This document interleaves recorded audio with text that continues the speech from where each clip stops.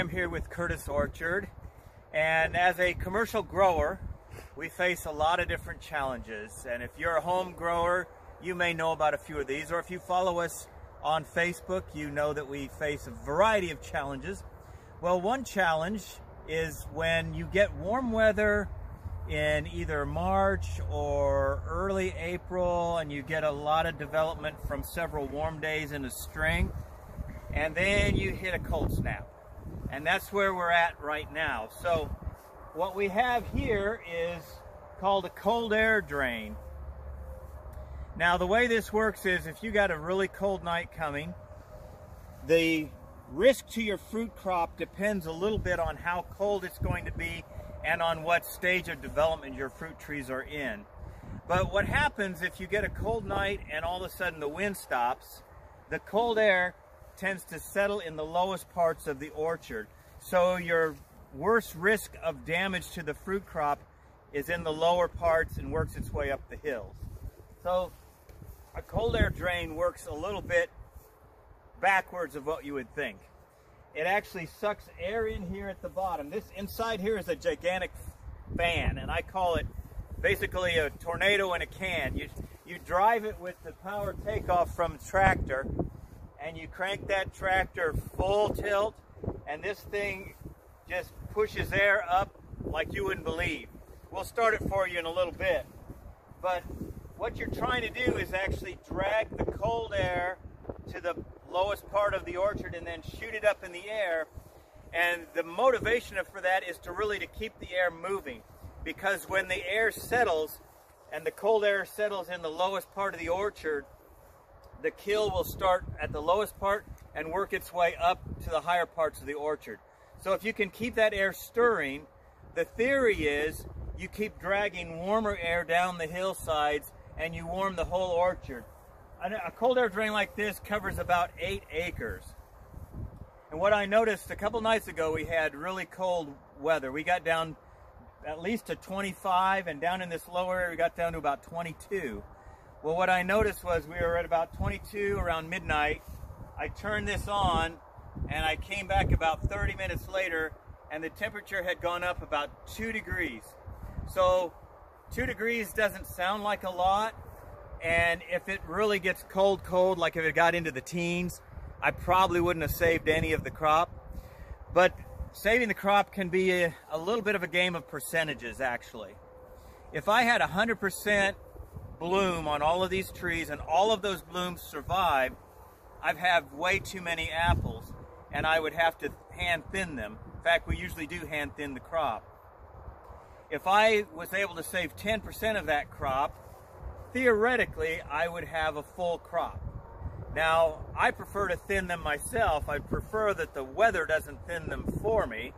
But what I'm trying to get at is, if you save even part of the crop, you may be saving the whole crop. So that's our goal here. And we'll pause this for a minute and I'll start it up. Okay, I want to give you a quick look at what's inside of this cold air drain. You can kind of see it's about an 8-foot fan blade, and it's made to push the air upward. It's one of those insurance policies, you hope you never need it, and then if you do have to use it, you hope it actually works.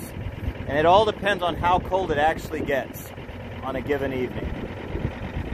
So this is how it runs, and you just watch your temperatures, and when we get down to about 28, one thing I hadn't mentioned is apples can handle down to 28 pretty easily.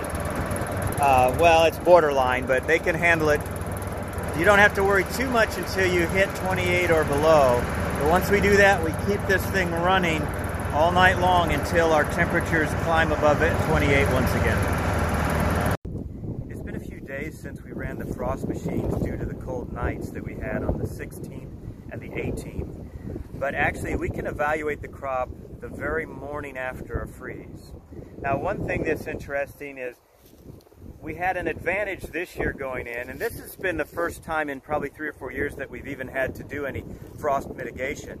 But the trees had a lot of blossoms on them, which is good. The more blossoms you have on a tree, the less your risk is. you've got a few that you can lose to a freeze and not destroy the crop.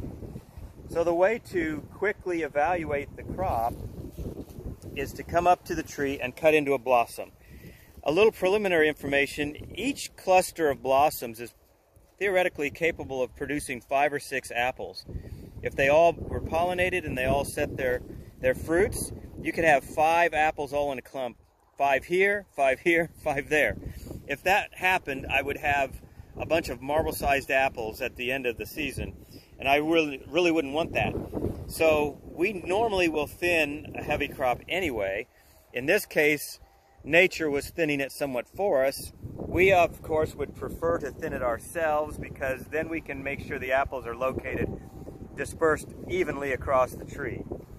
But back to what I was saying, if I pinch this apple bud in half, I can find out if it's alive, and this one is live. How can I tell?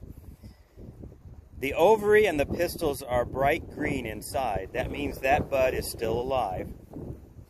Now let's cut another one. The center bloom in the cluster is called the king bloom. Oops. This little guy, he's a little lateral bloom. He's alive. A lot of the kings did not fare as well last night, or previous nights. This one survived, okay. So this cluster actually has a live king bloom as well, and that bloom would be the dominant one in this cluster. The side blossoms normally will fall off if the king bloom pollinates, because it dominates and takes all the nutrients, and they can't usually establish. If the king bloom is killed, then one of the laterals will usually take its place, I should say, when they are pollinated. Let's take a look up here. See if I can find you one that did not survive the freeze. I'm going to just pluck this cluster off so we can get it into the sunlight for you. Okay, this is one that did not survive. You see how it's brown inside? That means that tissue has died. And actually this brown shows up immediately after a frost. The very next morning you can go and cut into that blossom, and I just use my thumbnail because it's easy. But here, lateral bloom is alive. There, can you see that? Let me hold it steady.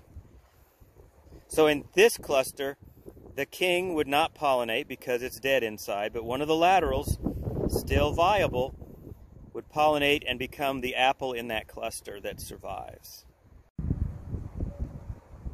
This is the first time in about 4 years that we've had to deal with frost mitigation, so we're discussing the various aspects of that. One aspect that can be beneficial is when the warm-up going into a frost event is fairly gradual. Different varieties of apples develop at different rates, so you can get a little bit of protection just by the different stages of development that different varieties may have.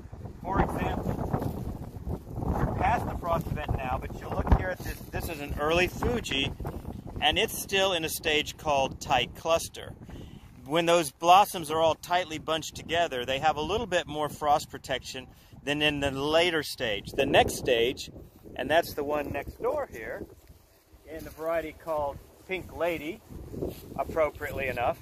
These are in the stage called pink.